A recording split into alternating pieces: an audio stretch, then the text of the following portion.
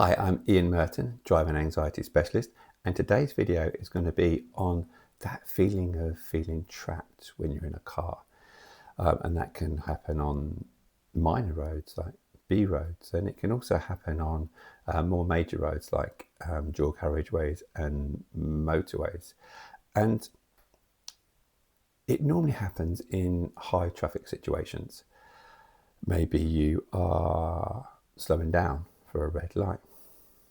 Maybe there's a traffic jam on a motorway, and as you're approaching either the red light or approaching the jam, you start to feel the physical sensations of anxiety build up. The important thing to realize here is that it's not the traffic that's causing your anxiety, right? If you think about it, if you think about a really bad traffic jam that you may have been in, you may have been stuck there for an hour, 2 hours sometimes. That traffic jam can go on for miles if it's a really severe one. And there's hundreds, if not thousands of cars in exactly that same position. But there'll only be a handful of people maybe that have that feeling of feeling trapped in there. So it can't be the traffic. So if it's not the traffic, what is it? Well, there's a subconscious pattern. There's a root cause behind this anxiety that has nothing to do with driving whatsoever, but it's just being triggered in that situation. And when it's triggered, you get this feeling of there's no escape. If I panic, there's nowhere to go. And the feelings trigger a hormonal release. Adrenaline, possibly cortisol, kind of like floods your body.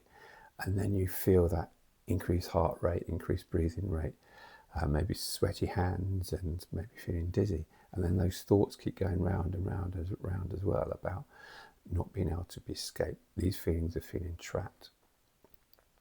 So in this situation, there's a couple of things that you can do. The first one is to try and widen your vision.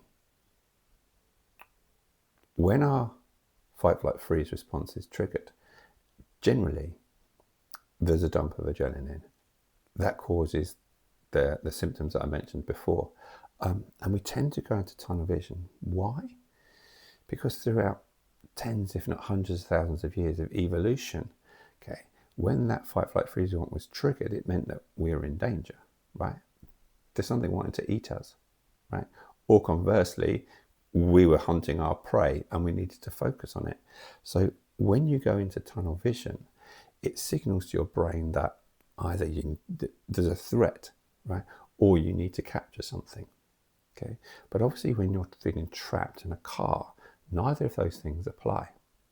So if you widen your vision, you stop the amygdala, the fear center of your brain kind of running amok, and you put this intellectual cortex part of your brain back in charge. So that's the first thing that you can do, is just widen your vision. So practically in a car, that means about looking through the kind of like the full length of the windscreen, maybe even being able to see both side mirrors at the same time. Another thing that you can do to switch from this fight, flight, freeze into what we call the rest and digest nervous system is something called the physiological sigh breathing technique. In simple terms, it's really breathing out for longer than you breathe in. If you do that, it really starts to calm the nervous system. So it's about breathing in through your nose, topping up, and then breathing out through about your mouth for around about the count of 8.